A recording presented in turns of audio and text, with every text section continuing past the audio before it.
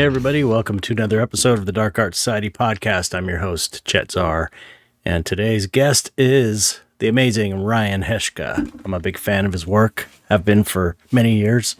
Excited to get him on the show finally, so that's coming up. I'm going to keep this short because I'm trying to shorten these intros.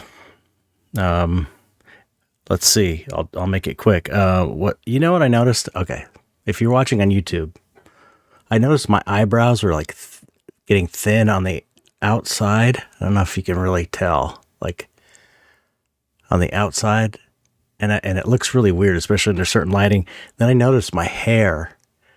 I bet you it's like my hair is rubbing my eyebrows off on the outer edges. I bet you that's why it's so weird. Anyway, okay, just had to say that. So yeah, I've been. I have my talk coming up tonight. If you're hearing this on Wednesday, when it drops, Wednesday, the 20th of September, 2023, I've got my talk with Mitch Horowitz at the Philosophical Research Society in Los Feliz. You can go to prs.org, I believe, is the web address. And it's going to be great. I'm going to do a video presentation of my film career and my art career. And then Mitch and I are going to talk live on stage about dark art and spirituality and supernatural and all kinds of other cool stuff. So I'm super excited about that. Then Friday, Mitch is signing his new book, Modern Occultism, that he's been on the show fairly recently talking about. So that's finally out. It came out today, so you can get it at Amazon or wherever you buy books. And but he'll be at Friday at PRS also, and he will be signing his book, and I'm going to be there also. I'm going for that book signing, and he's going to talk about it, so it's going to be great. So cool week for stuff like that. Anyway, I don't even remember what I've been doing. I've been busy as hell, just trying to get everything done. I got to sell I got to figure out how I'm going to make this money to pay my taxes off, and trying to keep calm while I'm doing that. So I'm doing some ballpoint pen sketches I'm going to try and sell. I have to try and, I mentioned this last time. I have to sell like a lot of stuff. So you'll be seeing a lot of stuff on the web store. chetzar.bigcartel.com if you want to go and help me out with my tax bill. I'll be posting stuff over the next 4 weeks probably, to try and help with that. Anyway, that's it. If you want to support the podcast, go to patreon.com/darkartsociety and join for as little as $1. And the new subscriber, we had one new subscriber this week, and that is Schmiedlin Designs, or Schmeidlin. Thank you so much for supporting. Really appreciate it. If you join, you get your name read on the air. And if you join at the $5 and above level, you get a chance.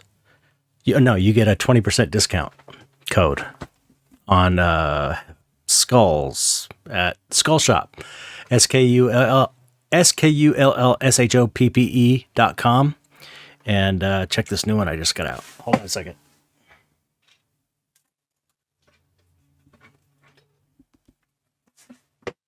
How awesome is this? So cool. I gotta paint this. I gotta put this in a painting. Amazing. Looks totally real. It's crazy. I know how to do this stuff, and I still am not sure how Kyle does this. Gets this realistic look. I mean, I have certain things I'm like, okay, I see he's kind of doing that, but there's certain things I can't figure out how he's doing to get this kind of quality. Not to mention, I would have no idea even how to mold this. It's kind of an insane mold. Goes in the nostril cavity. It's crazy. Anyway, okay, sorry. See, I said this was going to be short, and it's long. So you can, if you want to support my work, go to patreon.com/chetzar. Yeah, that's right. Patreon.com/chetzar. And you can join for as little as $1 a month on there as well. And I post everything I'm working on. and time lapses and all kinds of other stuff. And you get the other thing that people don't realize, if you join my Patreon, even at the dollar level, you get notified of when new items go on sale before anybody else. So I usually give the Patreon subscribers, anywhere from a few hours to like a day or two to make sure everyone's taken care of in there before they go public. So anyway, am I forgetting anything? No. I think that's it. PRS tomorrow night or tonight, the 20th, September 20th, Philosophical Research Society in Los Feliz. I'll put a link in the description to buy tickets. I think they're pretty cheap. I think they're only like $15 or something. And it goes to supporting the Philosophical Research Society, which is an amazing group of people. Telling you, good spiritual vibes at that place, seriously. And I guess that's it. Okay, I didn't keep it short, but I tried. Anyway, here we go with Ryan Heshka.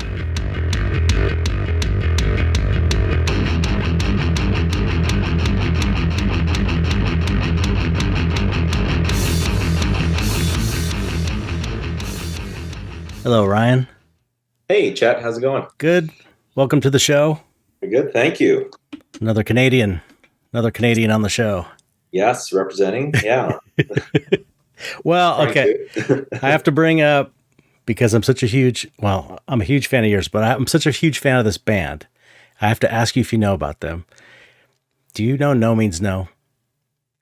I do. I do. I had a back in the day. I had a No Means No cassette. Oh hell yeah! Okay, good. Yeah. I can't say I'm like a super fan or anything like that, but yes, I am. Okay. Definitely aware of that band. It's funny. It came up one of your other podcasts. I'm like, I know them. I know of them. I bring it up every time because I am a super fan. Anyway, and it's like anybody from Canada. I'm like, this is the best band in Canada. One of the best bands in Canada. You should know them. Anyway, so, but, yeah, I'm a huge fan of your work. I have been since the first time I saw it, which I don't remember when that was, because we've been kind of showing in the same circles, I think, for a pretty long time. Yeah. Same galleries and stuff. Yeah. Getting close to, between 15 and 20 years, I think. Yeah. Closer to 15. Yeah. I think I had my first solo show at Copro in like 2006 or 2005 or something like that. Yeah, that's about when I started sort of, I think, showing there. Maybe, I can't remember what the first show was I had there either, but sort of not long after that, I started showing in the Blab shows at Copro and have been sort of doing so mostly ever since, maybe with a few exceptions. But yeah, that was a great show. It was great seeing you there. And but man, what a show. That was an awesome show. Packed. It was packed. Work-wise, it was like, it just packed with work. Packed with work and art. Yeah. Packed with people and pretty hot. Hot as hell. Yeah. Steamy. Hot and sweaty. But yeah, I love your work so much. I it's just so entertaining and it makes me feel glad that someone's doing what you're doing because that the style that you're drawing upon is this. It's to me, it's a lot of it is very like 30s. Is that the right era? 30s, 40s. That's pretty much bang on. Yeah, I mean, definitely within that sort of like 30s, 40s, 50s range, and it sort of ends. My influences sort of end there more or less, with a few exceptions, but that's the sort of sweet spot for me that I really. Sort of have always been very, very into. Yeah, I don't know. It's like I can't even remember where I've seen that kind of work, but I was always into horror comics, and so and just comics when I was a kid. And somehow I wound up with some really old ones or a book of old comics, and I love that style from that period. It's so weird.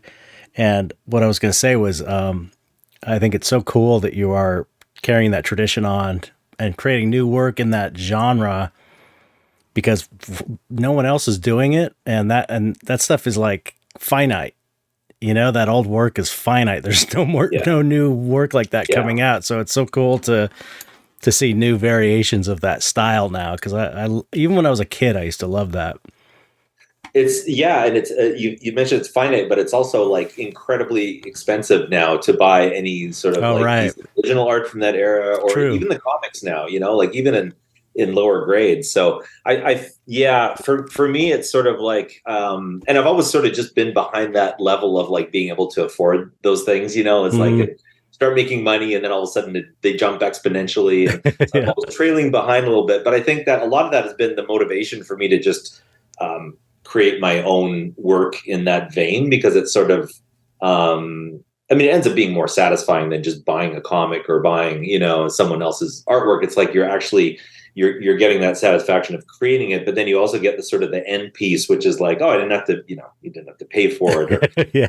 so this thing that I've been doing since childhood, where I've just always been creating my own work, just because of the sort of the inability to actually get enough of it. I was like you when I was young. I was sort of like finding these books on comics, books from the library, Mhm. the Jules Pfeiffer book, and I think there was a great hardcover EC, sort of a EC reprint book from I think it was the 70s, maybe mid 70s. I can't remember what it's called, but it's Mhm. got that great Tales of the Crypt zombie cover when the guy's locked in the mausoleum. Yeah. And so when I discovered that as a kid, that was sort of game over for me. I never looked back. That's just all I wanted to sort of emulate and look at and absorb. So you were an art nerd kid, like many of us, like most of us on this podcast. Oh yeah, totally useless at any kind of sports, or Even sort of. hockey? No. I mean, floor hockey, but I couldn't. I had rubber ankles, so I could never, could never. That's what that's what Neil Peart from Rush said. He was like the Oh, really? drummer of Rush. Yeah, he was like he had weak ankles, and they'd Yeah. always banned it, so he could never play. Flimsy ankles. So yeah, no, I was, and I grew up in the prairies where it was really cold for most of the winter. So a lot of, I had a lot of indoor time. Um, drawing comics, just making weird monster pictures. Mm. Later on, sort of shooting like Super 8 stuff. Oh Stop yeah, motion Super 8, which was a really big passion of mine when I was a kid. same here. I went through Yeah, that phase. again, I just loved trying it. to sort of emulate, Harryhausen and King Kong, and that sort of, again, very limited amounts of like um, those movies that I had access to. I was sort of just sucking them in, and just burned into my brain, and then just trying to sort of create my own content, basically. Yeah, yeah. I think we're close to the same age. You were born in '70. Yeah, I'm 67, so I'm a little older than you. But so I imagine we yeah. have a lot. We have a lot of similar history as far as the kind of movies that were on TV and Totally. Yeah. Although I think you being in the States had an advantage with the amount of sort of material that was probably probably yeah. aired, or things you could find in bookstores or comic book stores and stuff. I always found Canada as just this sort of, it's a little bit barren for that sort of thing. They played the obvious things like Frankenstein and King Kong and the Wolfman and that, but you can never really get this sort of more obscure, some of the Roger Corman stuff, and that all Okay. had to come later for me. And when video came out, it was like, it was like, oh, finally, I don't, like scrounging to see these things, trying to set my alarm to wake up for a Godzilla movie on at 2 a.m. that I Right. could never somehow wake up for, So, Yeah, it seems like there was every weekend there was something terrible, great, trashy horror movie on like Octoman. I remember seeing Octoman. I don't know if you ever seen that one, but it's I've like heard of it, but I haven't seen it. it's god awful, but just great for that. I love that Yeah. trashy, terrible stuff. Yeah. But there was all, everything.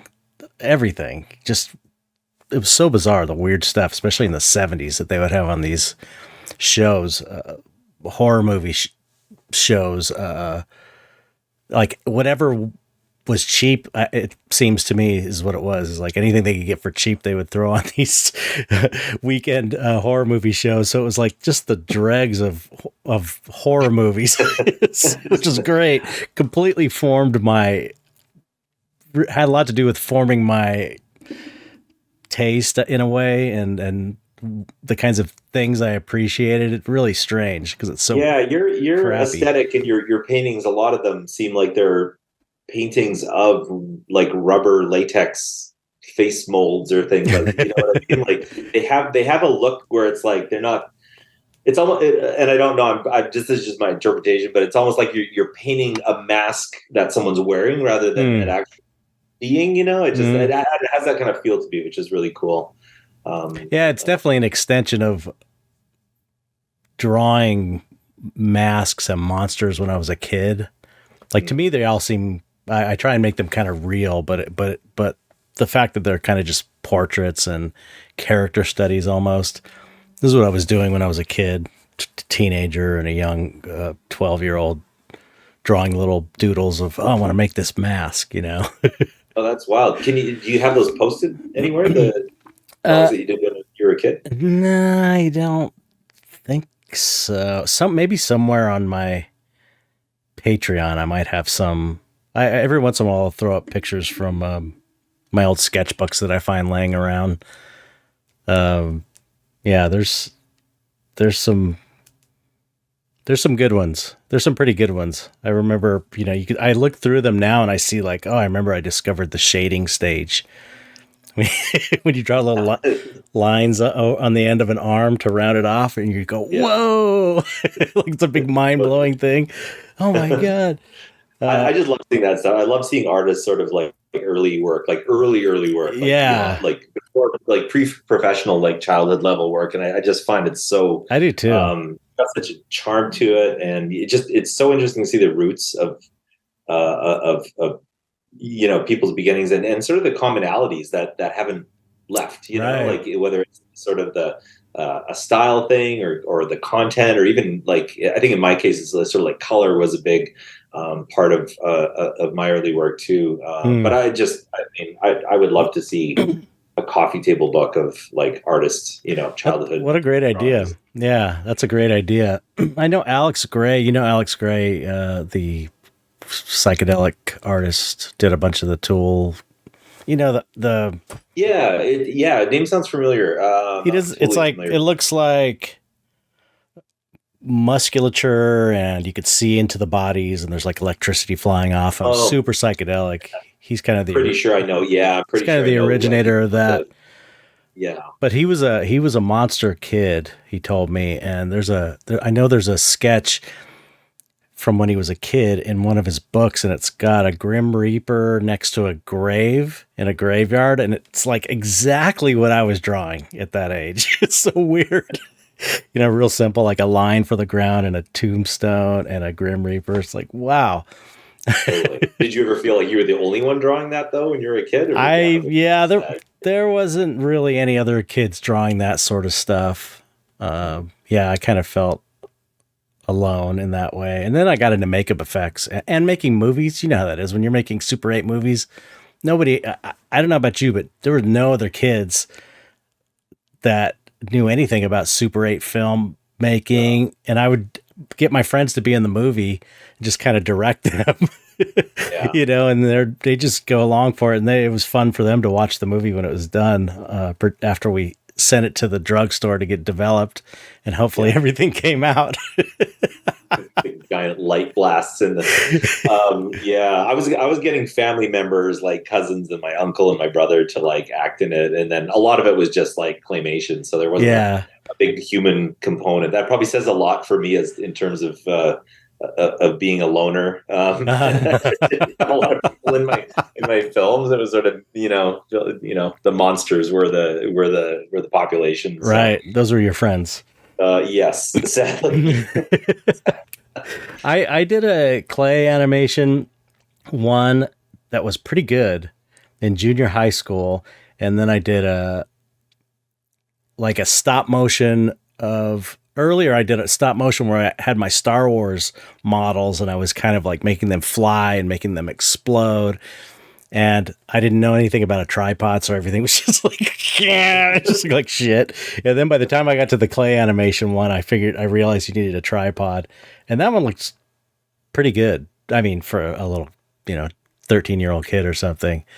Yeah. But I don't know if I have that anymore. Do you have your old Super 8 stuff? Yeah, I just actually just digitized them earlier Oh this man. year.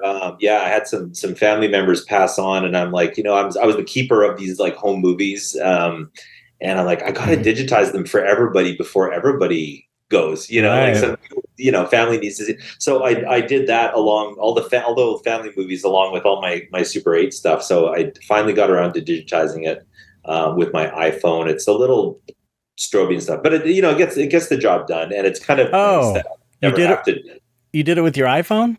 with my iPhone. You just Yeah, filmed it on the wall?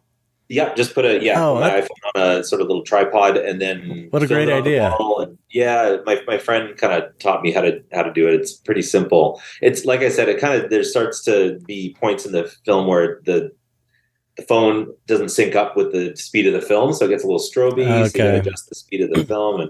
But I've got a projector that basically eats every film I put into it. So it's like I never want to have to put anything. I never want to have to thread a film again. So Yeah, I remember those days of eating your hard work as chewing projectors. chewing the leader up. You got to get the film out before it hits the actual film. So, I have but stuff that I want to get digitized, and you could send them out. I could yeah, probably drive them, but it's the only one, and I'm so paranoid that I just haven't done it. But doing it on an iPhone is just like obviously that seems such a smart thing to do.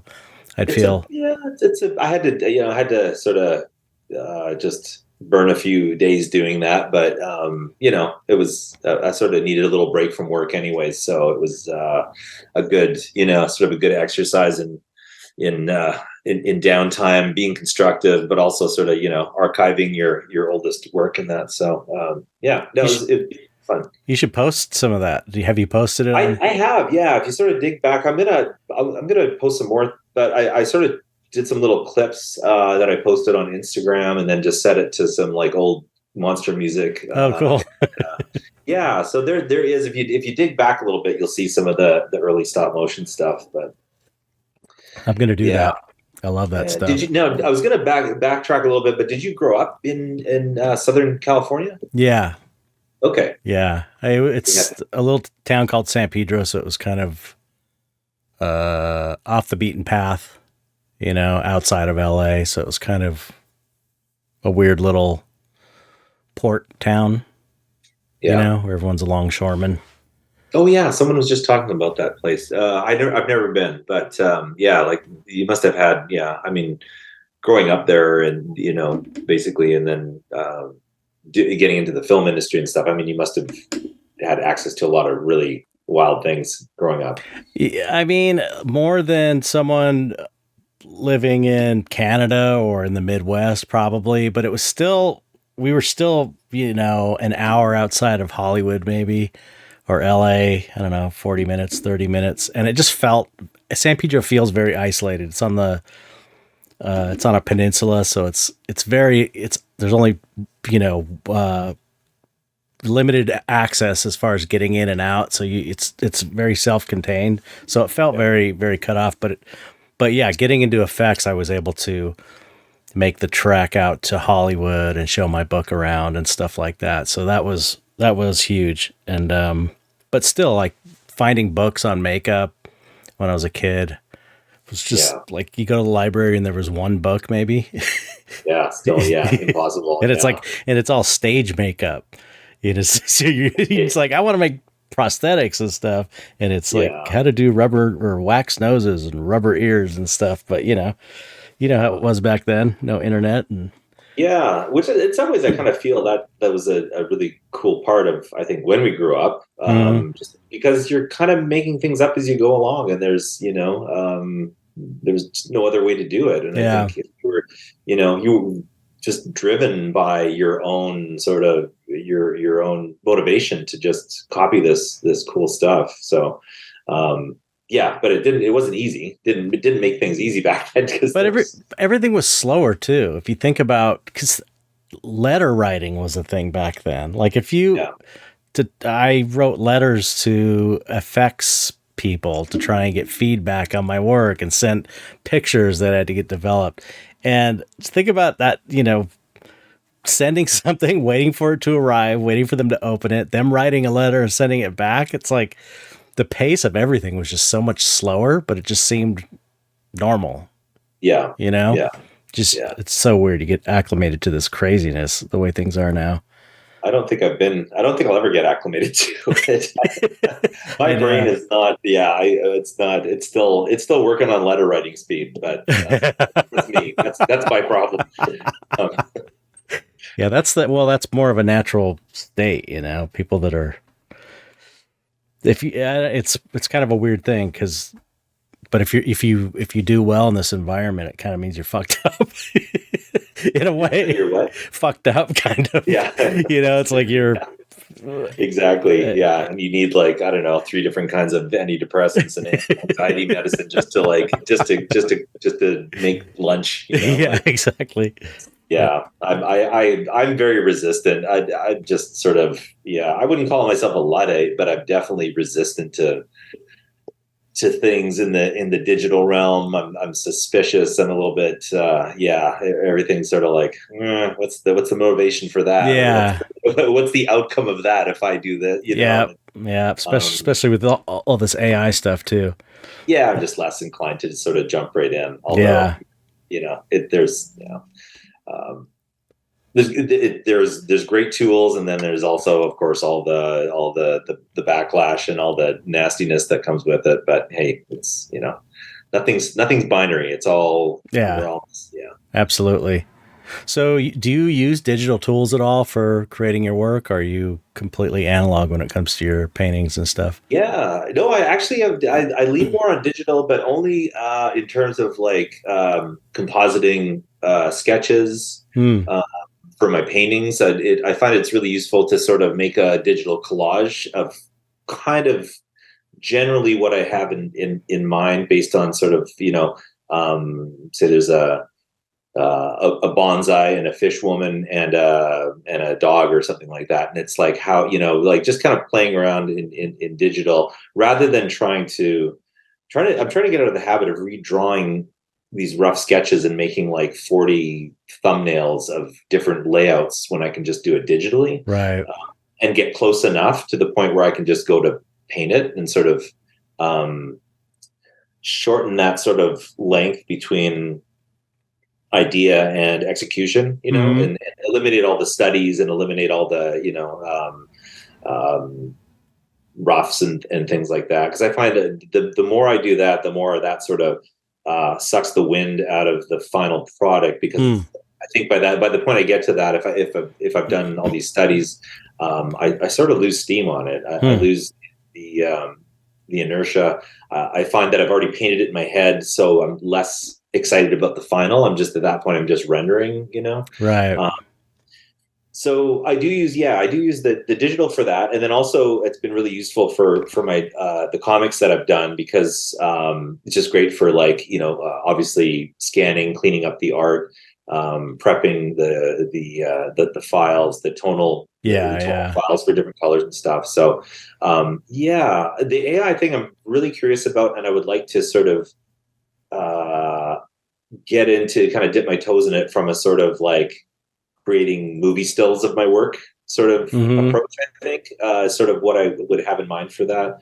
I sort of just stepped over the NFT thing entirely. And I don't know, I kind of, I thought about that for a blip, and then it's sort of like, then AI kind of got big. And might have been, AI seems like it has more potential for me than an NFT. Yeah, that may have been for the best, because I did it. I got in right at the tail end. I'm telling you, if I would have gone in a year earlier when my friend Josh was telling me to get in, I probably would have made $1 million. Seriously. Yeah, it was crazy. And I got in at the very tail end of it, but where stuff was still selling and there was a lot of hype. And I made a pretty decent amount of money. And for me, it was cool because I was able to animate paintings that I had, because I got into digital a long time ago, and I do enjoy digital 3D animation and 2D kind of animation. So I made these paintings like 2D animations, which was really fun for me.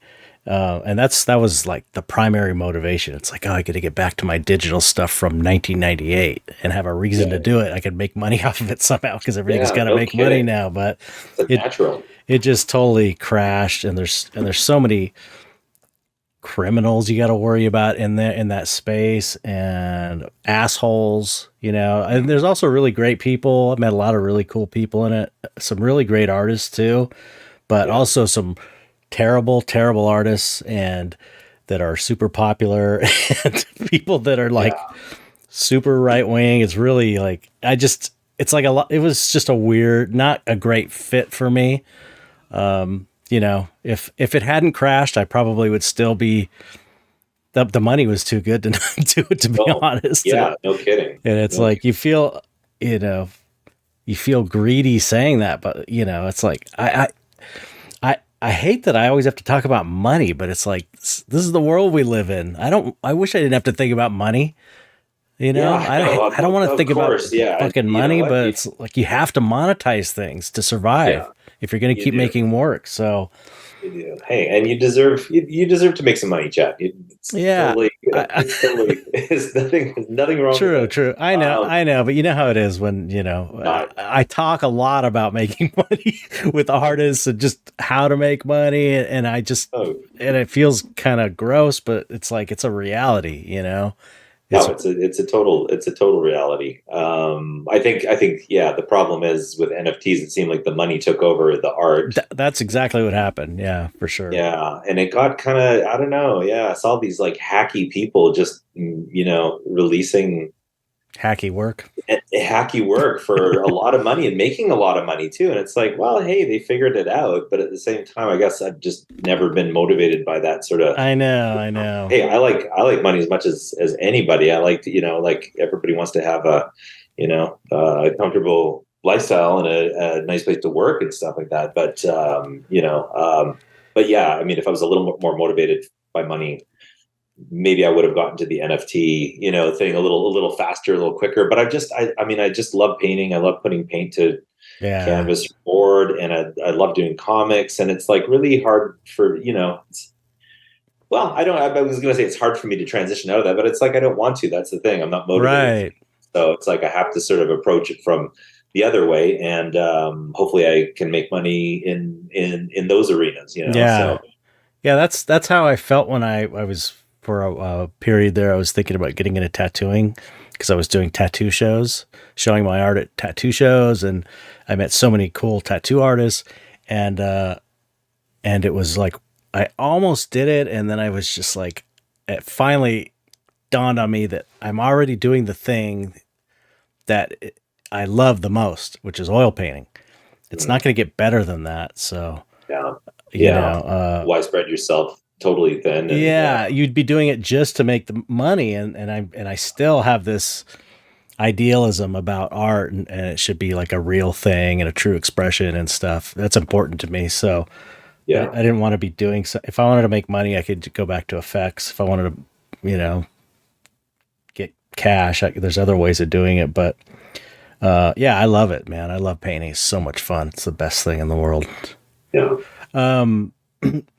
So yeah, you're well anyway, let's go through your the rest of your childhood and your story to how you got here before we talk about panels and oil painting and stuff.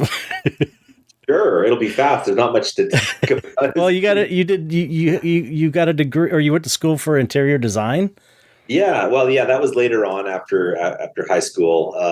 Yeah, I sort of didn't really know that you could make a living off of doing art or comics or anything interesting like that. Right. So I got into interior design. Sort of my uncle. That was what he did, and I sort of he was the most creative person in our sort of family, extended family, and that's sort of, I guess, how I got into that. There was also the University of Manitoba, where the town that I grew up, Winnipeg. They had the interior design program, so I was able to sort of live at home and save money that way. Which, in hindsight, I should have ventured out and really done the whole university college thing, and lived in a dorm room and stuff like that. I know it seems like it would have been fun. Yeah, I was not very adventurous as a kid or a teen, or an adult for that matter. So, yeah. That seems like it would be a useful skill, though, interior design that you could apply It was. towards It really, artwork. you know what? The good thing is that it opened up so many doors in terms of like, I guess influences that I probably would have never had if I had sort of just gone the route of like, oh, I want to do a Yeah. career in, animation or illustration or something. It really sort of broadened my sort of abilities and also influences. And then after I sort of walked away from that career, I was able to sort of take all these other things like fine art and architecture and color theory and that, and just applied them to what I did want to do, which ended up Right. being illustration and artwork. So I kind of really went at it at a roundabout way, but I think in the end it sort of maybe worked out really well because I wasn't just going for a sort of a straightforward line into like education into illustration. It was sort of this roundabout, more bigger picture sort of thing, and then coming at it in a fresh approach. Mm-hmm. It just took a hell of a lot longer because I was like sort of like teaching myself and sort of experimenting with techniques and stuff. But yeah, I mean, totally ended up being absolutely useful for what I do now. That's cool. So how did you end up getting into illustration? Yeah, well, it's something I've been interested in a long time. I was in a vocational school in high school, and I took commercial art, and that sort of turned me on to illustration. And then after my sort of career in interior design, I started to sort of think about what I could do creatively that was more individual and less sort of administrative. Like I was finding interior design was a lot of working with clients directly and quite a lot of admin stuff, which I wasn't really into. So I really wanted to get back to sort of creating imagery. Real quick, Oh, what were you doing in the interior design job? Like, what were you doing actually? Well, it was sort of, junior level stuff. Everything from sort of like drawing, blueprints, design drawings. Also, just sort of the firm I was working for did mostly like not residential, sorry, like retail and hospitality. So there was like restaurants and things. So it was like designing, part of a design team working on retail, store layouts, fixtures, things like that. So really not very artistically adventurous kind of work either, I'm sure. Not really. Definitely creative. I mean, the firm was like one of the best firms in the world. Oh, that's cool. Yeah, I was in Toronto, and it's just like really forward thinking, very, very like very creative, very like driven by materials and color and textures and things like that. That's cool. That's cool. I was able to learn a lot there, as well. Did it pay well? No. Okay. No, it was like totally overworked. Yeah.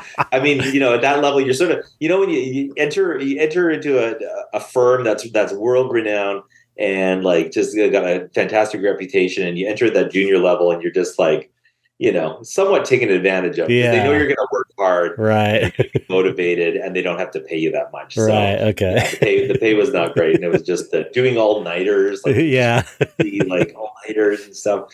But anyways, so that's sort of I think I did that for a while. Then after that, I did a brief stint in animation when I moved out to Vancouver here. Sort of doing more like, again, just like service work with character cleanup, really a little bit of layout work, but mostly character cleanup, which is a fast track to carpal tunnel. When you were doing it was all done by hand at that point. It was like in the late 90s. So I started going to the library and poring over like American illustration annuals, communication arts, any sort of like illustration annuals, magazines that I could find. And that's when I kind of stumbled upon the world of like Mark Ryden and the Clayton brothers and Gary Baseman, Camila Rose Garcia, like that sort of very, very Southern California sort of influenced work. Yeah. And, Yep. yeah, and that really drove me. I was loving the stuff I was seeing. Again, in Juxtapose Blab, magazine and I discovered Blab early on, and I was seeing Gary Basement's work in Ray Gun before I sort of really knew who Gary Basement was. Gary Basement.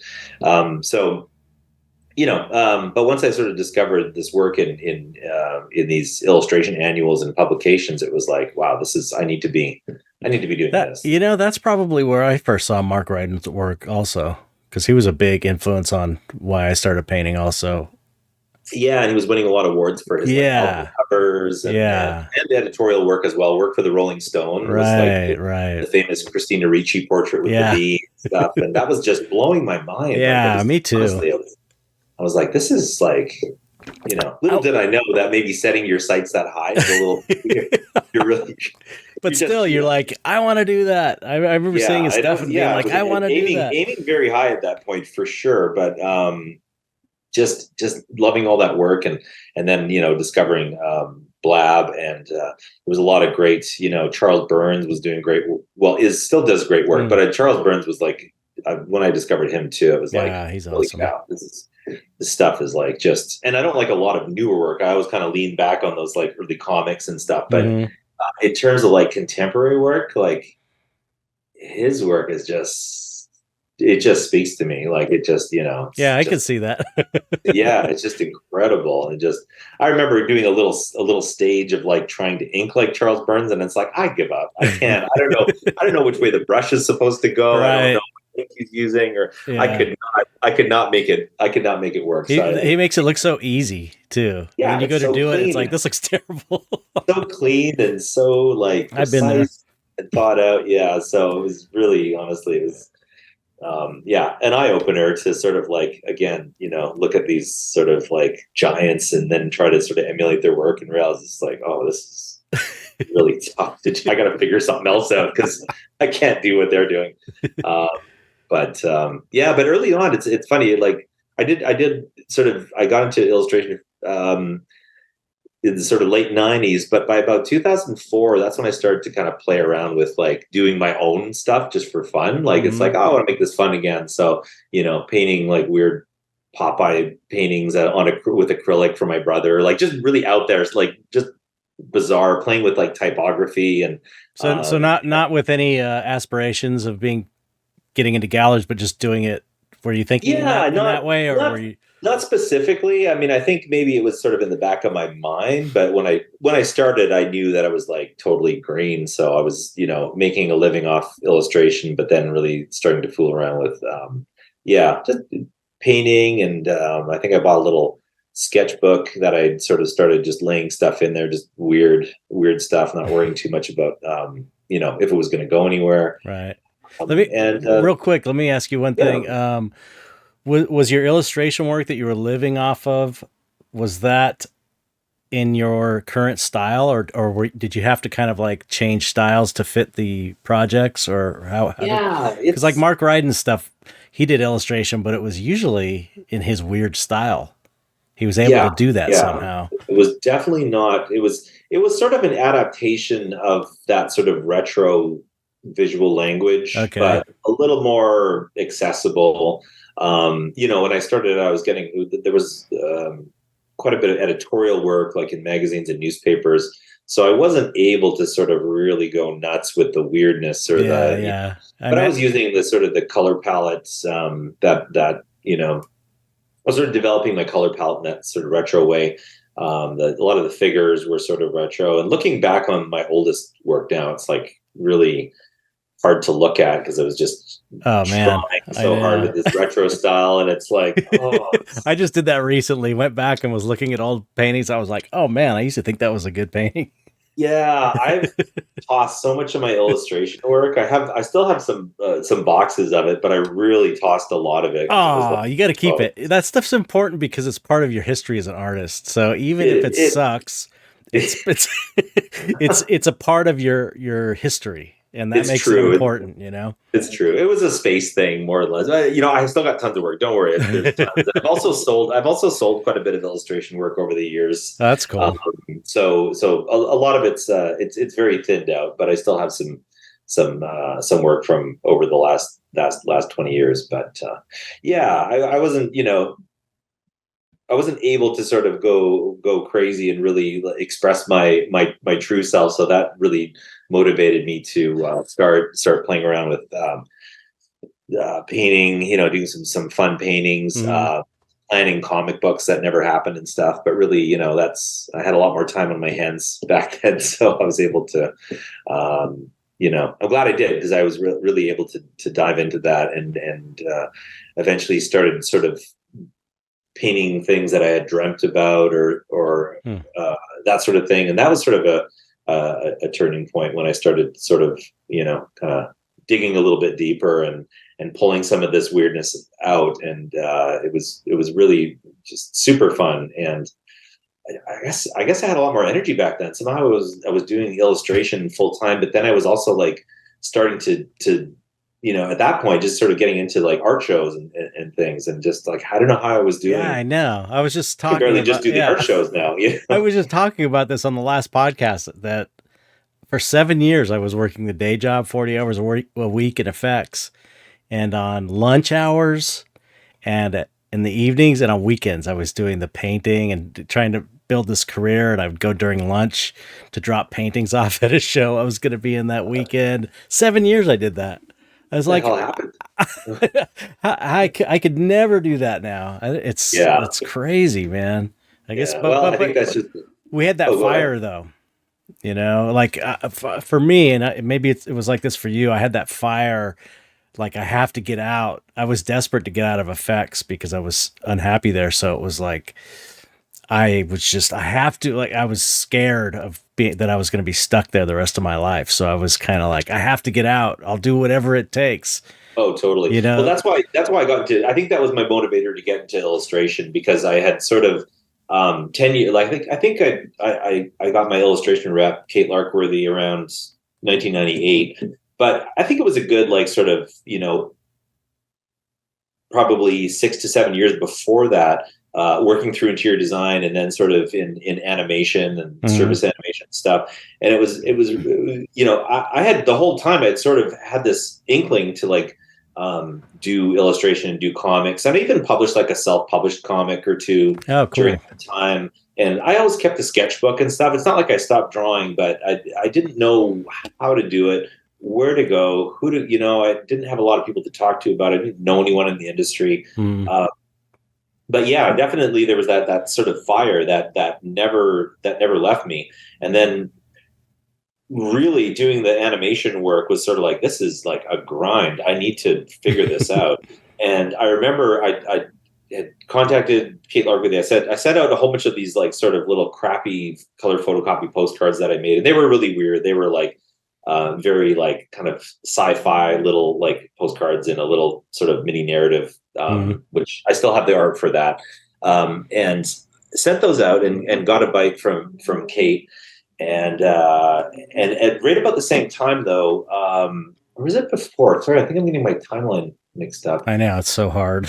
Yeah. Oh, sorry. No. So before that, so I was working animation. It was really, like, the grind was getting to me, and I was like at a precipice where I was like, I need to, like, do something different. I really want to get into illustration, trying really hard to break that. And then at the same time, I'd also applied to join IATSE and look at sort of doing, like, art department work in Mm. film. Film Okay. was really hopping in Vancouver around that time. Right. Right. And there was a point, there was a day where it was like, I think the illustration, I got some attention from the illustration cards I sent out, and then also I got a call from, like, an art department on a hot show that was filming in Vancouver, and they were willing to take me on. And it's like I had to choose, and it was like, oh man, like, I think the money's probably really good in film from what I hear, but I really want to do this art thing too. So I Wow. just kind of like, all right, I gotta pick art over. That's Because so and cool. also, I mean, the film thing was kind of like, I think, in the back of my head, I was like, this might just be more service work, kind of. It was a little bit like the tattoo thing you were talking about. It's Yeah. like, I know there's going to be some money there, and it's going to sort of apply my skills and stuff. But it's like, what do I really want to be doing with my days? And and then that was, I don't know, that was almost over 20 years ago, anyways. So Yeah, and that's how I felt in effects. It was like at a certain point I had done, because I was in there like 20 years overall, I think, and I just felt like at a certain point where no matter how cool it was still, I felt like I was another person's pair of hands. yeah, absolutely. And it's like when I've sculpted. I was primarily a sculptor, but it's like I've sculpted everything.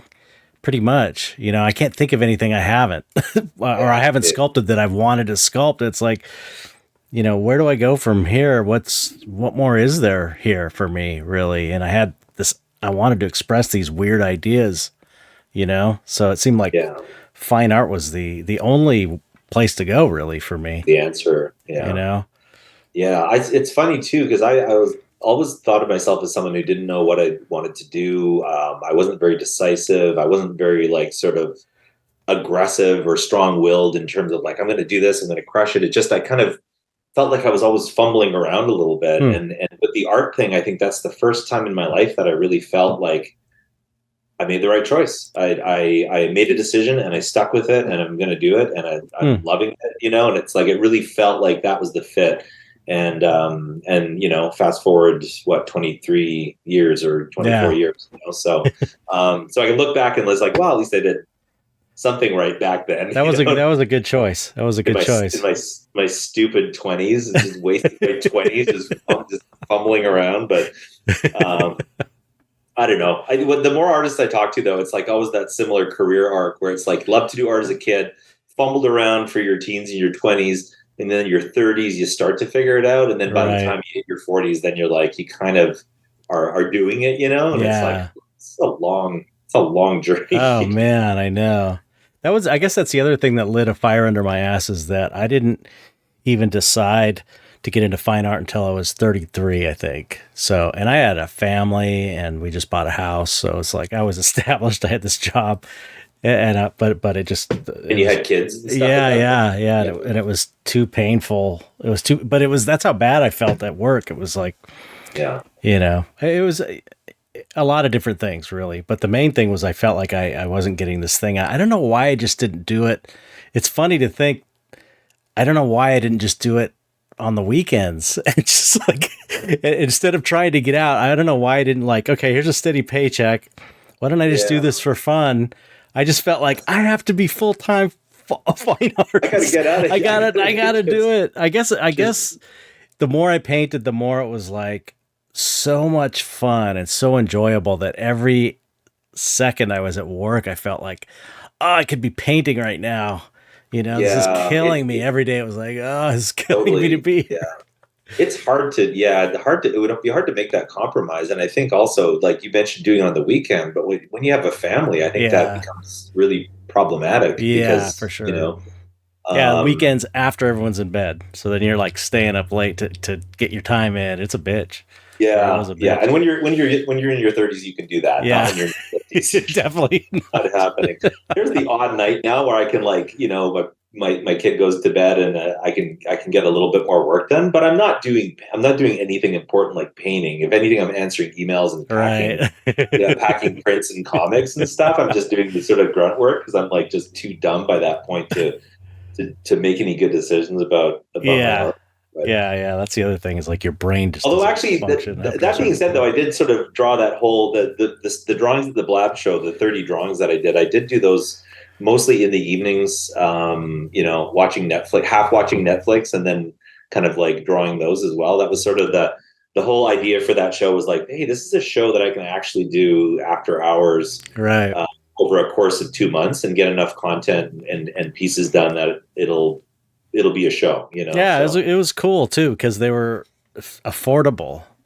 That's so important, I think, to get. I don't know. I think it's important to have work that is affordable for people that can't afford big paintings, you know? Oh, absolutely. Yeah, I think I heard you mention that on another one of your episodes, and I've kind of always felt like that too. It's which is why I love to do the comics. That's one reason. I mean, I just love doing comics. I'd probably Yeah. do them if no one bought them anyways. But it's like it's really nice to have kind of like a signed, affordable piece of something. You know, I don't even want to say a product, but I guess it's a product. You know, like print. There's original artwork, which is, you know, oil paintings are very expensive, and then you're down to like sort of like drawings, and then you go to prints, and then you go to like comics, and then like postcards and stickers. Right.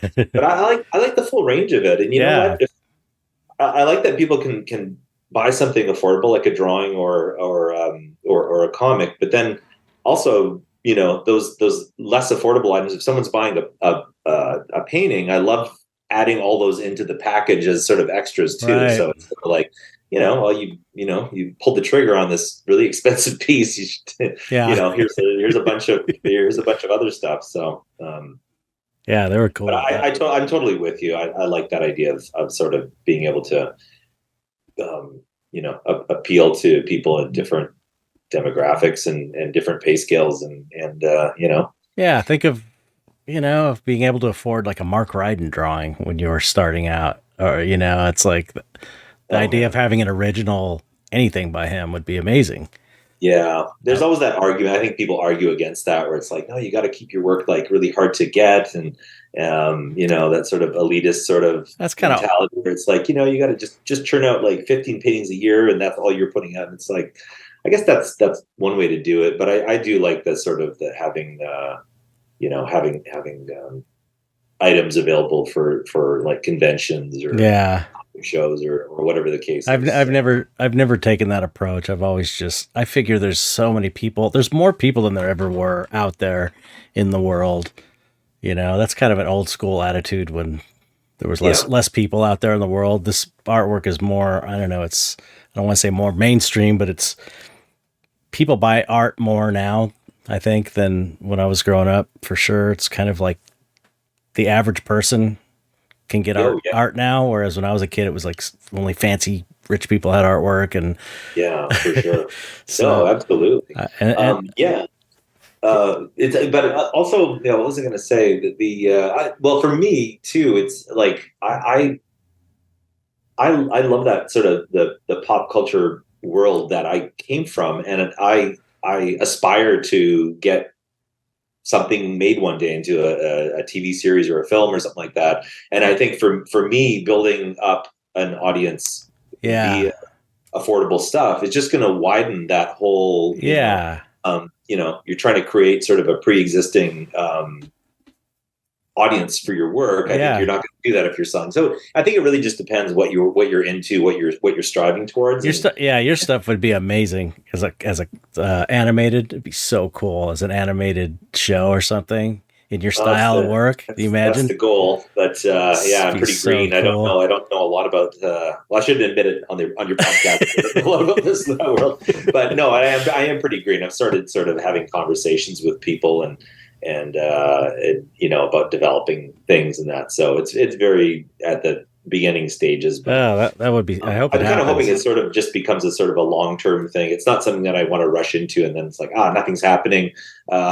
Screw it, you know, that sort of thing. It's more like, I'm in the early phases and this could take a while. But, yeah. That's everyone I know who's done anything remotely like that, even stuff that didn't pan out. It was a years long process, you know. So it's better to have that as a little sideline, maybe.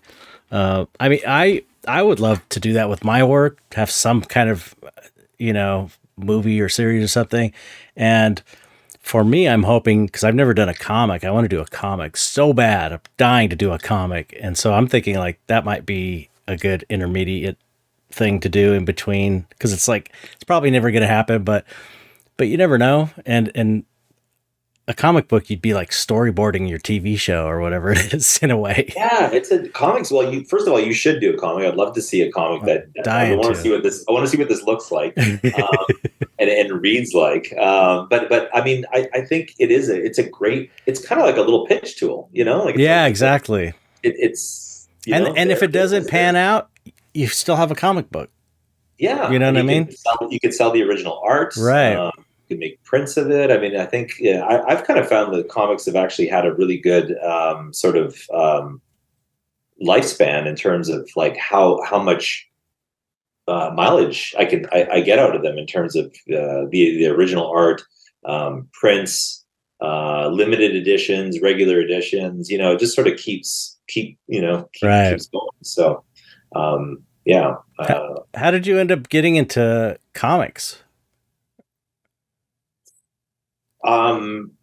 Really, I mean, and I hope everyone knows that I've only done basically three comics and a graphic novel to date. So when I say, when I'm in comics, hey, that's it's pretty limited. It's more than I have.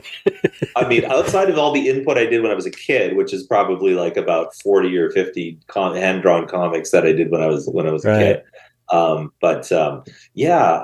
So in my sort of like, actual art career, I had an opportunity to do an art show at Wyden Kennedy in Portland, which is an ad agency, but they have like a sort of a gallery space, common space on the main floor. It's a really big footprint of a space. And the idea was not to do something like a traditional art show with paintings, but something more along the lines of an installation or whatever you wanted to do, multimedia, that sort of thing, which I had never done at that point.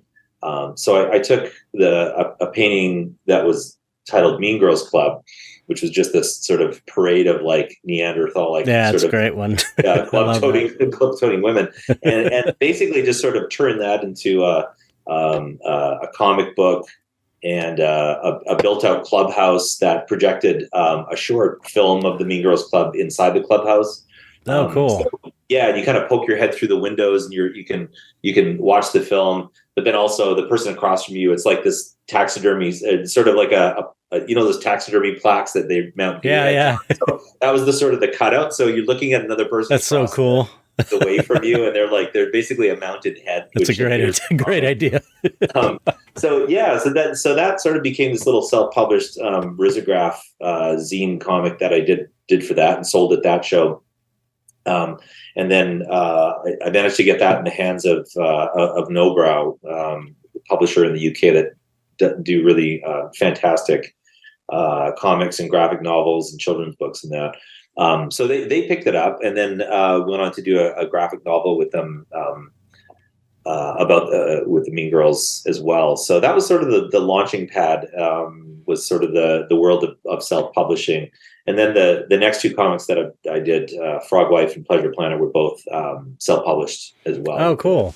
Using the risograph technique. I don't know. Are you? What's the risograph? No, I don't know that. So risograph is like a photocopier that was designed and made. It's Japanese photocopier basically that has from I think 12 to 20 different color ink cartridges, and you run your paper through almost like a silk screen. Mm-hmm. So you're printing like your cyan, and you're printing your brown, and you're printing your yellow and stuff, and you're doing this in different passes, as opposed to like traditional digital, which is just everything comes out in one pass. So it gives you a really great like look with the transparent inks. So you can color mix.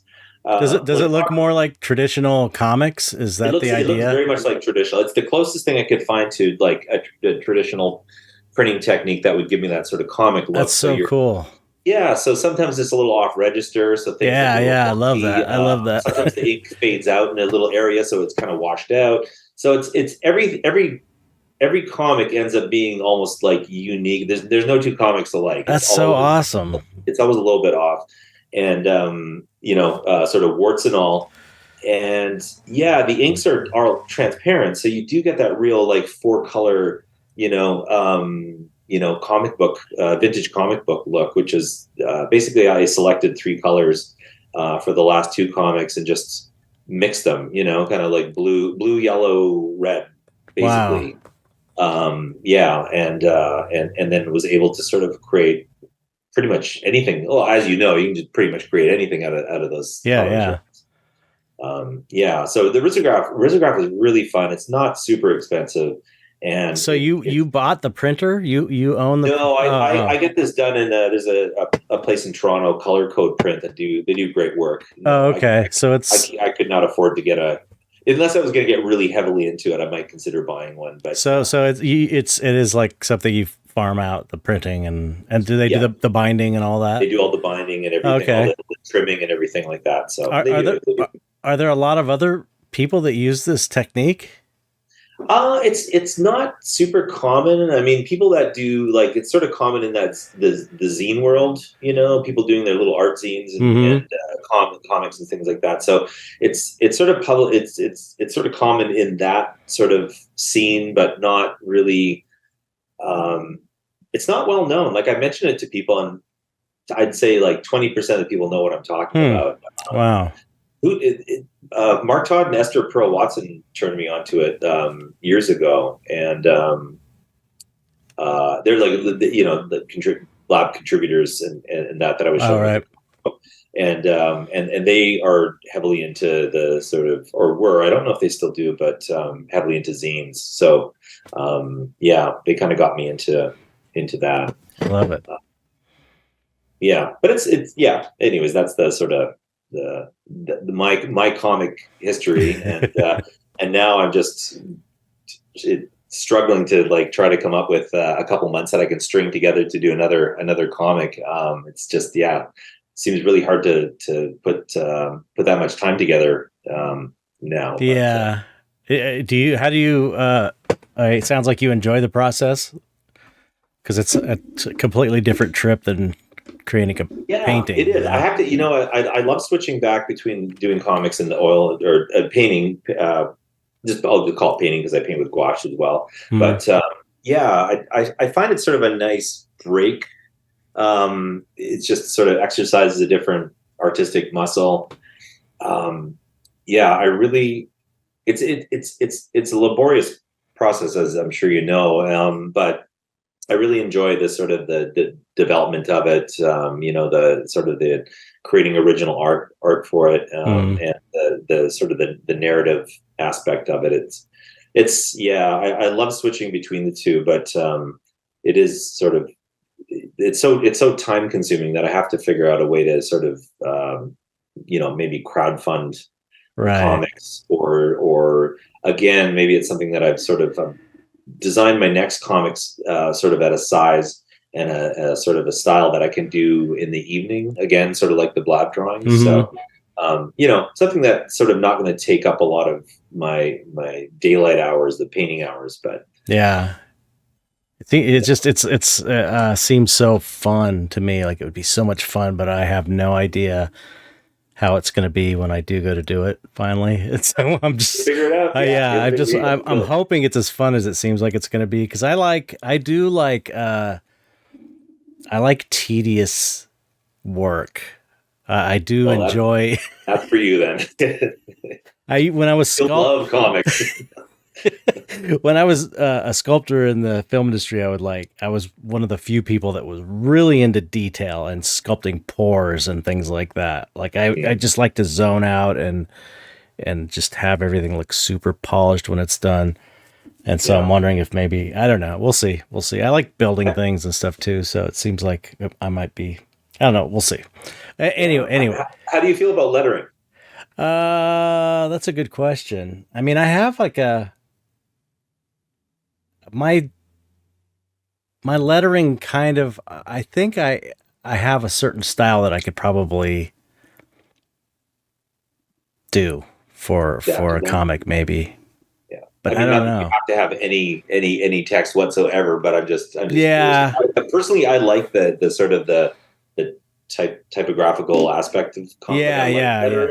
I like doing the titles. I like doing the sound effects. Like, I really enjoy that. And I know a lot of people just use like canned fonts, or they even like create their own font, in the digitally. And it's like, I'm not that advanced, so I just hand letter everything, and kind of wonky looking, but I like the look of it, and I enjoy doing it.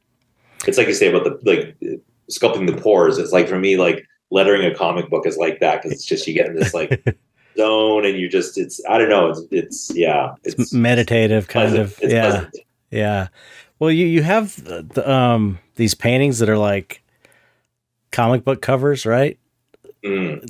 The, they're so cool. It's such a great idea where they're just kind of Oh, like out of thanks. context.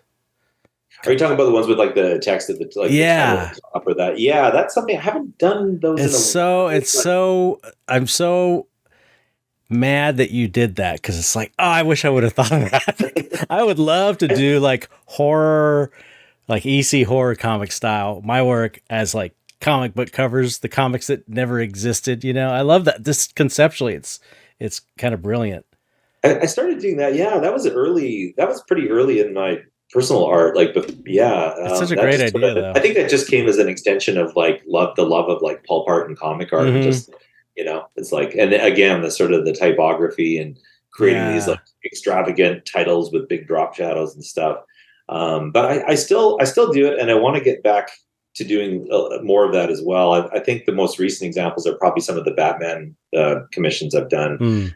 with the big, sort of title at the top. But yeah, it's a lot of fun, and even the paintings that I do without the titles at the top, I still sort of imagine them as like Yeah. covers. Yeah. You could kind of probably take most of your work and put it on a comic book cover, and it would totally work because it's got Yeah, I that mean, sort of feel to it, that narrative.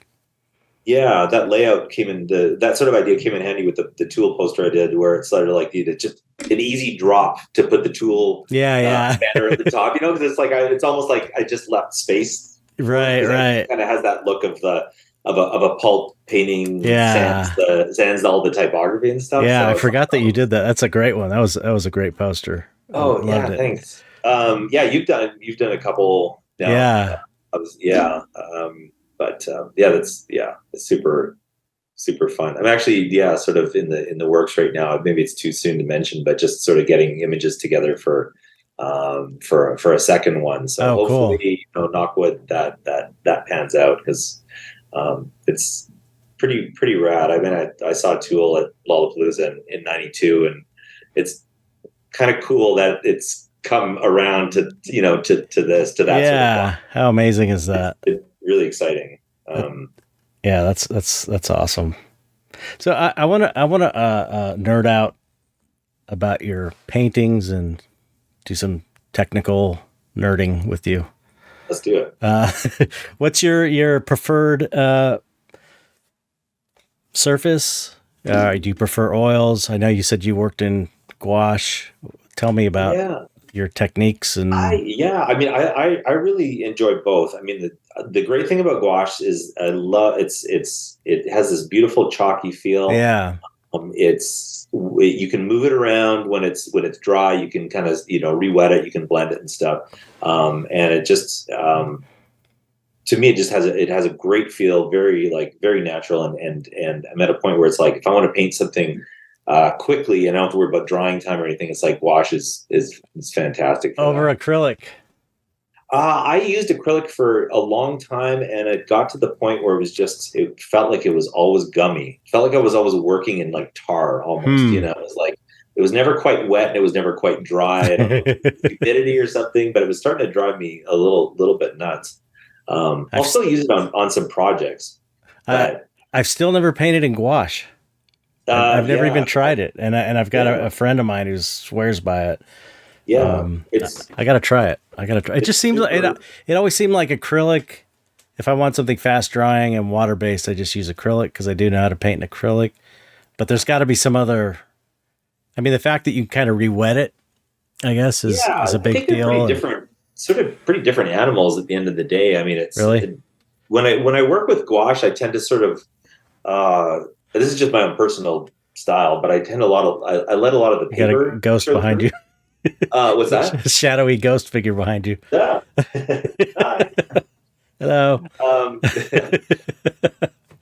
hello, I have to. I'll see you in a little bit. Okay. Okay. Bye. bye.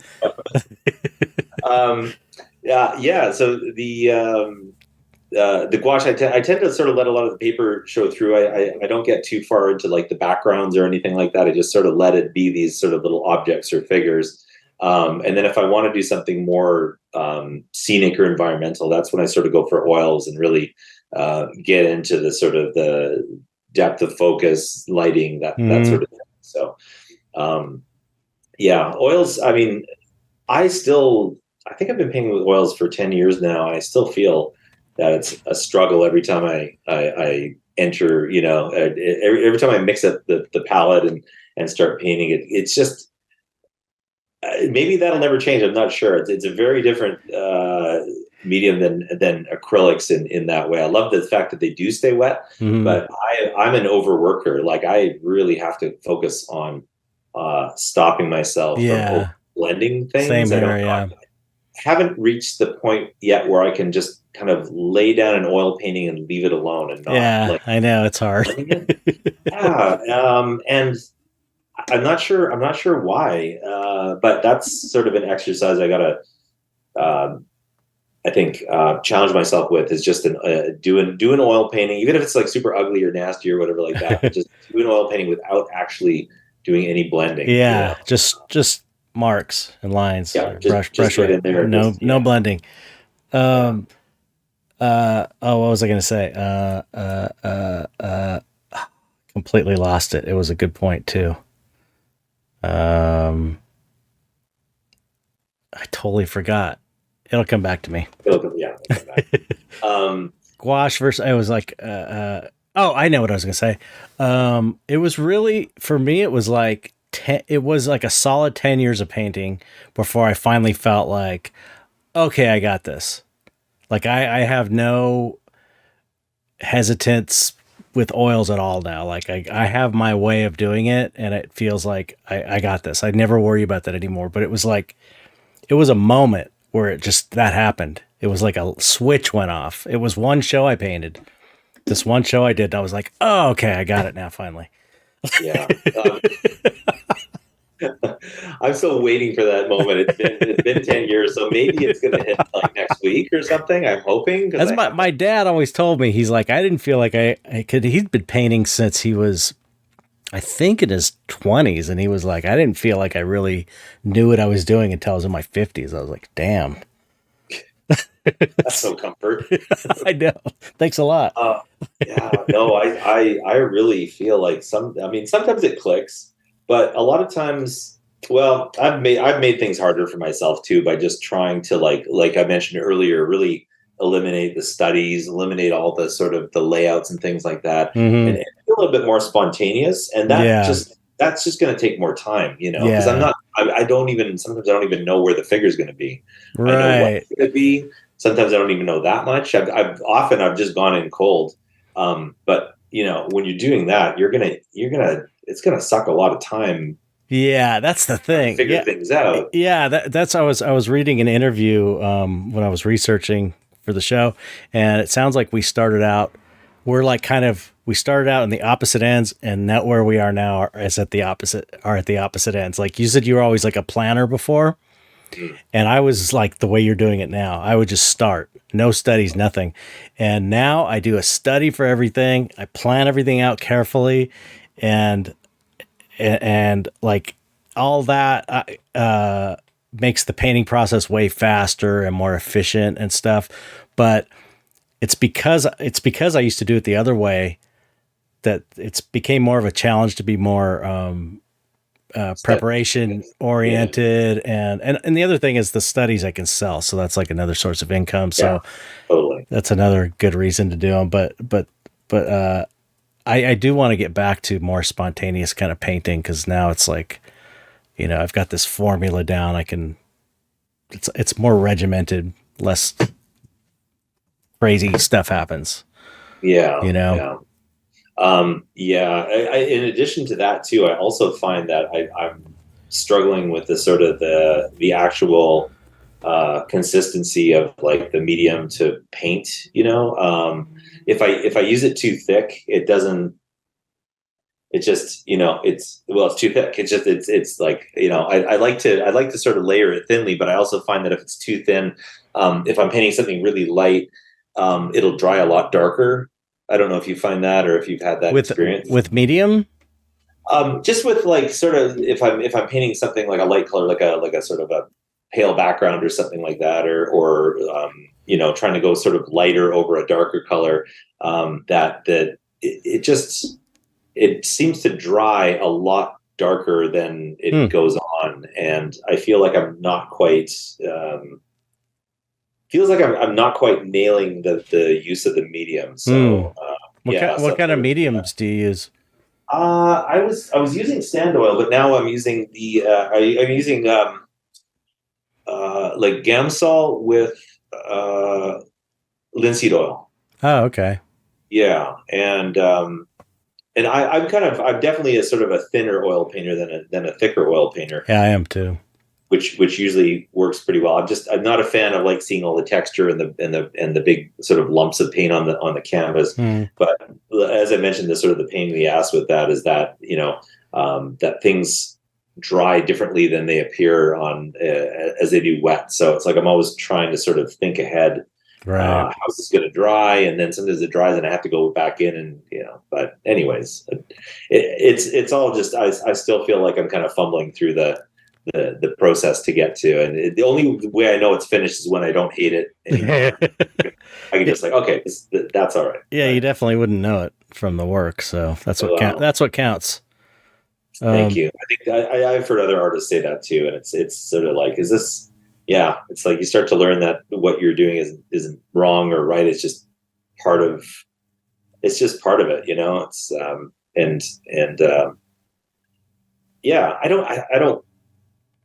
I don't feel like I need to look for shortcuts, but I would like to sort of like condense the fumbling time a little bit. Like, sort of, buy myself a little bit of extra hours for painting, or maybe get a little bit more done.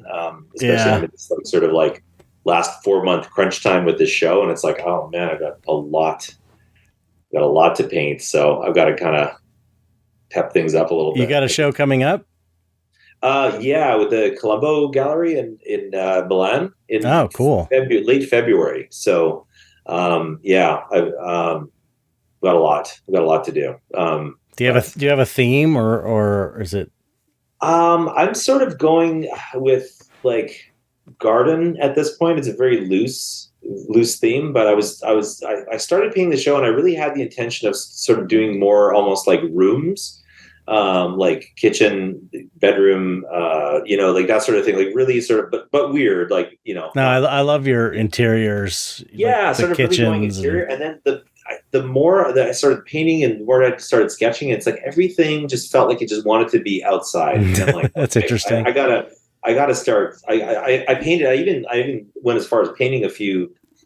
Blocking out a few paintings with like a heart-shaped bed and sort of this clamshell like headboard and stuff. It's just like, I like the idea of it, but I'm not able to execute it at this point in time. Like I had to tell myself, this is something that I'm going to come back to for another group show, and maybe different format, instead of vertical, go horizontal or something like that. But it's just like I had to sort of like, throw in the towel on the sort of interior idea. And really just like, okay, this is going to be an outside show, so that's fine. It's so interesting. Crazy, it's like with like flowers. Yeah.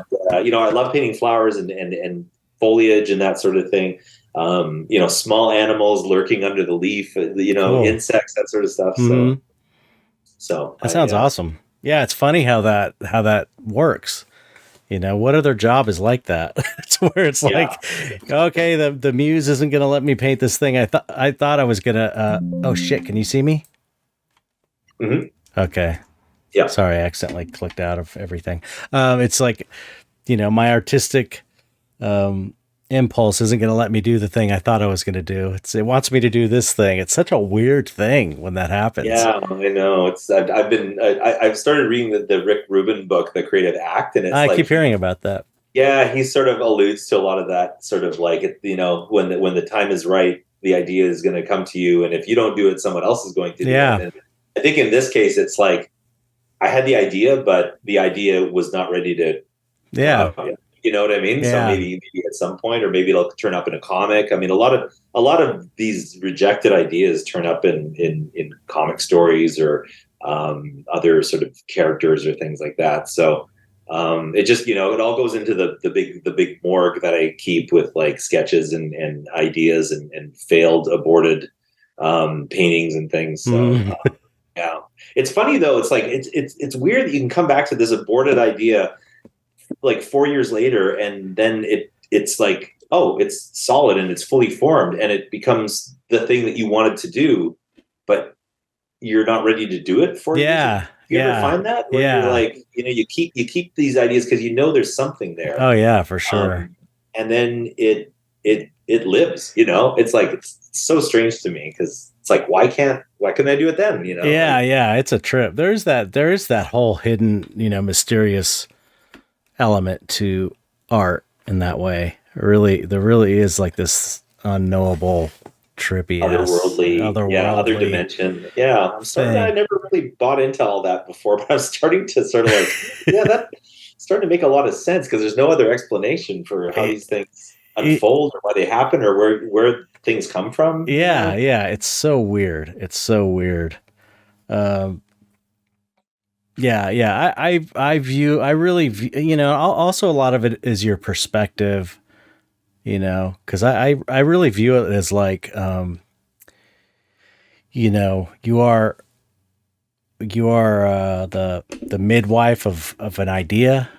Who knows where the idea comes from? You think it up, but where does it come from? Where did the millions of things that happened that led to you thinking this one thought that thought the thing up is just impossible to consider. Yeah. You know what I mean? It's all insane. Reality is just insane. But it's almost like to be a good artist, I feel like you need to be in service of the idea. So it's like you're kind of like you're not the boss in a way. Your job is to interpret the thing. The idea is the boss. And you're serving the boss in that way. And to be a good artist, you have to serve the boss, which is the idea or the impulse or whatever, the art god or whatever. And like, because when you start to try and control it too much, just like if you were to put your foot down, no, I'm doing the interiors. It's like, it wouldn't have been as good a show probably.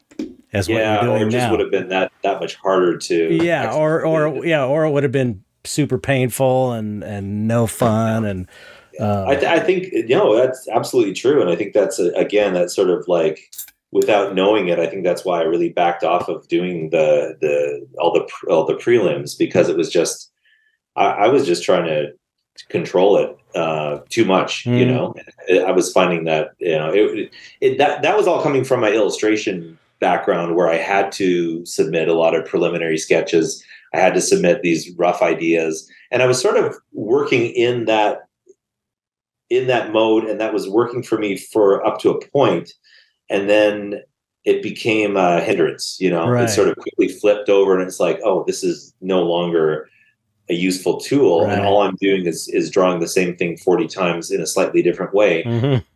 I could just go right to canvas and just start painting. And then once I started doing that, it's sort of there's a frustration that goes with that, but also a real vibrancy, and also this like wonderful sense of surprising yourself. At the end of it, that even if it is kind of frustrating, once you get sort of through it, you're through the tunnel, and you're sort of surprised with with what you've actually painted, accomplished, and that's a great feeling too. It's not just that you've like created something, but that you're actually surprised by it as well. And that comes from both for me, for both paintings and also opening a box of risograph printed comics and not really knowing what it's going to be like, because you've never actually seen that risograph comic. That's true. Before.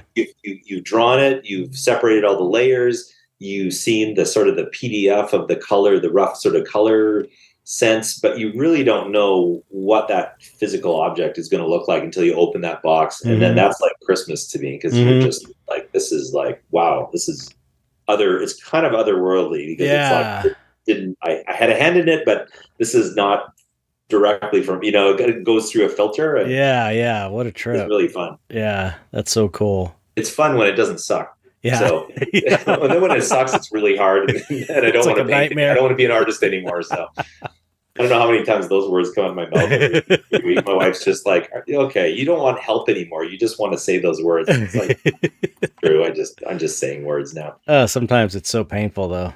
Yeah. Every once in a while, I'm like, why did I do this? Why didn't anybody warn me about this? Everyone just was like supportive of me becoming a fine artist. Why didn't normal people tell you It's like their fault? Yeah, you can. At least you can blame somebody because it's like Of course, I'm kidding, but I know. yeah. Your color palette is the other thing. I know you probably got to get going soon, but I just had to touch on your color palette. Is so great. I love it. It's like it's got that retro feel. These kind of pulp covers and old comics. And it's like I so appreciate that stuff that I want to incorporate it into my work, but it's like I just can't. It's weird. It's like I try to bring in influences of things I love, and they just end up being the way I do them, and they're their own thing, which is good. That's the way it should be, but it's still kind of like, man, I wish I could paint in that kind of. Oh, I totally understand. First of all, thank you, and secondly, I was very surprised when you asked me to be on the dark art podcast because it's like, are you sure? Because listeners are going to maybe check out my work, and they're just gonna, you paint. I mean, okay. We paint. I have all kinds of different guests on. It focuses on dark art people, but the thing is you are like a monster guy too. You do sci-fi and monsters in your paintings also. Definitely, yeah. There's I kind of half joking. So there is like a connection there. An undercurrent of darkness underneath these like pretty pastels and Easter egg colors. Yeah. I mean, the monsters you do that are like, just the classic retro pulp comic monsters, I find so inspiring. And like, just because I love monsters and I love that era of monsters, and they totally inspire me in my own work. But it's like I'm not painting in that style, but the inspiration makes me want to do more of kind of my own take on monsters. You know what I mean? Yeah. So I appreciate that. I love it. Oh, thank you. So whereas I'm not able to really incorporate the colors and the style so much, it still inspires me.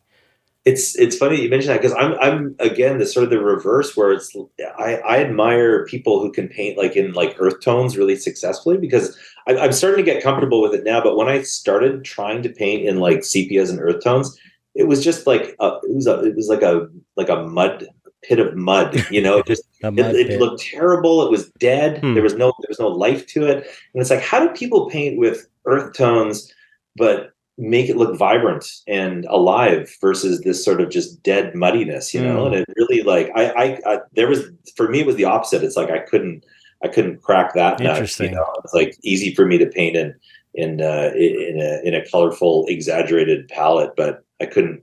That's interesting. I couldn't tame it. It was like I was unable to tame that palette.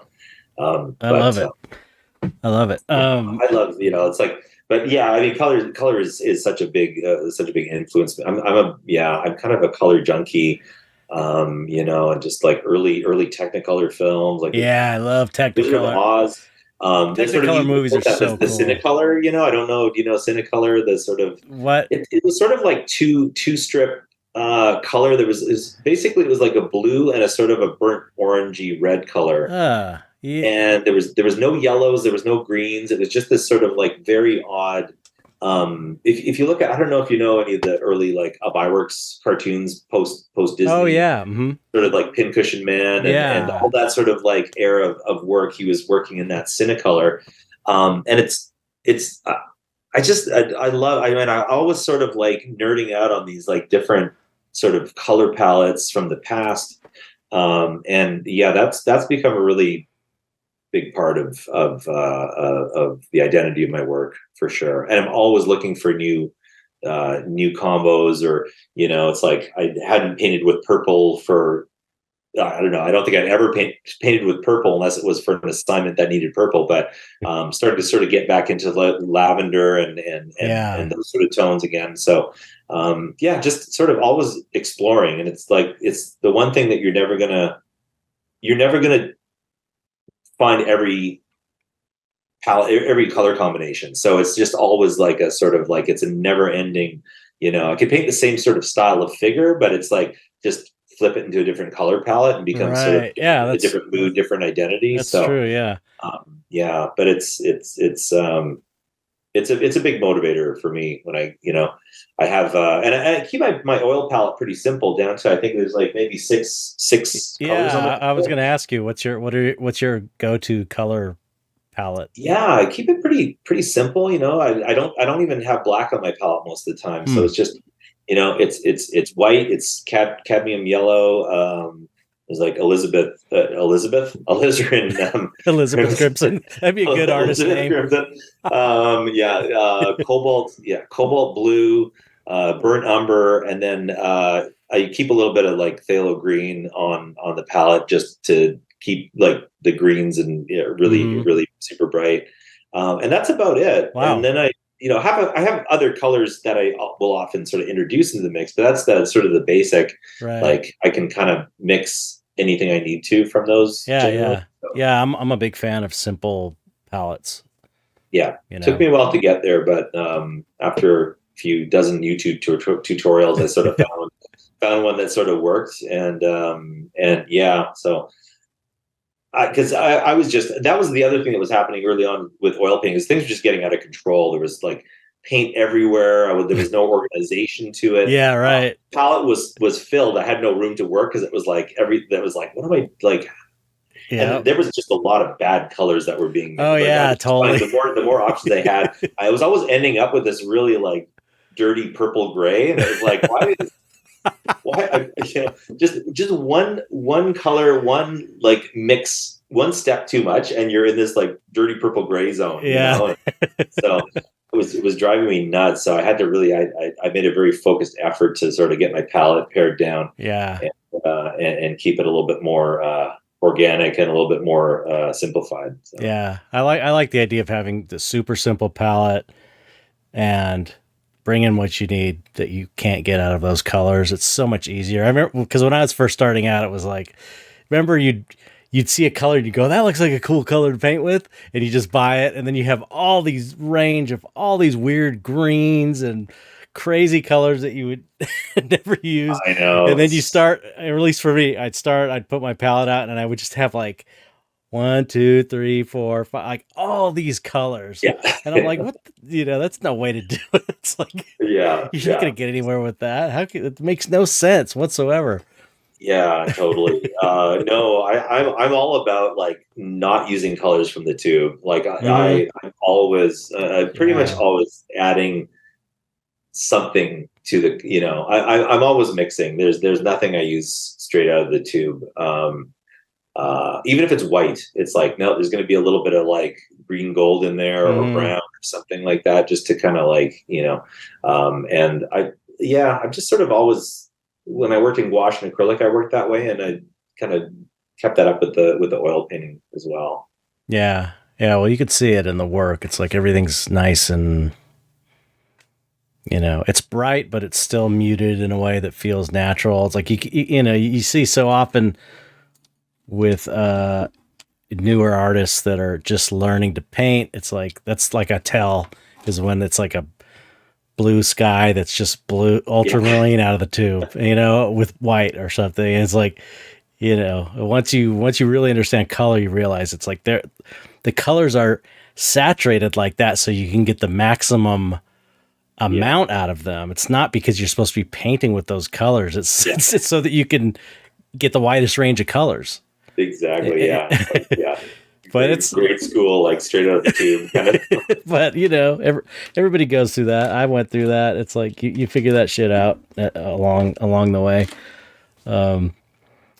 So okay, I guess I'll let you go. I appreciate you. We're on like an hour and a half here. Oh, cool. I Okay. imagine you Yeah. got No, your. that went by really fast. It seems like there's a lot more that we didn't touch on. We didn't talk about Universal monster movies, or Yeah, I know. I we know. didn't get into all that, but just a Well, lot of, yeah. I mean, the influences could be, for me, could be a whole other yeah, I know, issue. right? Like it's just an endless well of influences all over the place, like all over the place. But Yeah. Well, okay. One last thing. I don't want to I don't want to keep you too long because I know your daughter is coming in. about to emerge through the door in a second.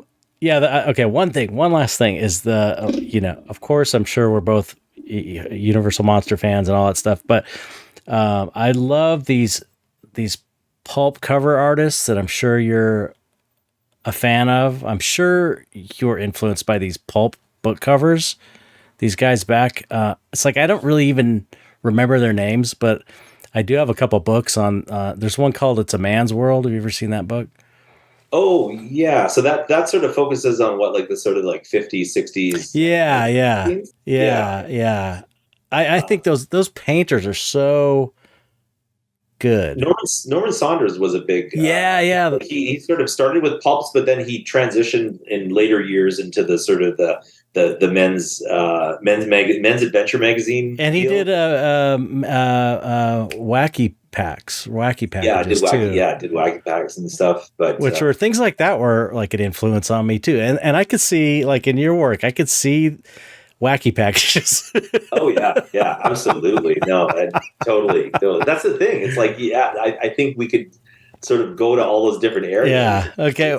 We'll have to have a second interview where we talk about wacky packages and totally nerd out on illustration art from the first part of the 20th century. I love that stuff. It's like the thing about those painters is, like, you could tell they so knew their shit.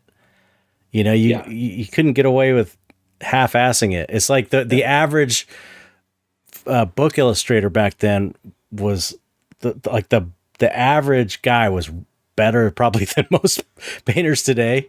You know what I mean? Crazy skill levels. Like there was this level that they all had to hit in order to back then just paint these covers.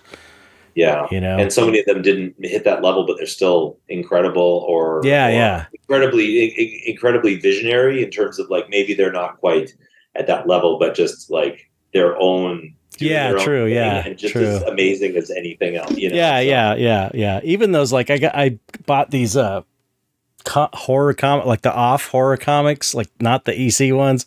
There's these anthologies of them I got on Amazon.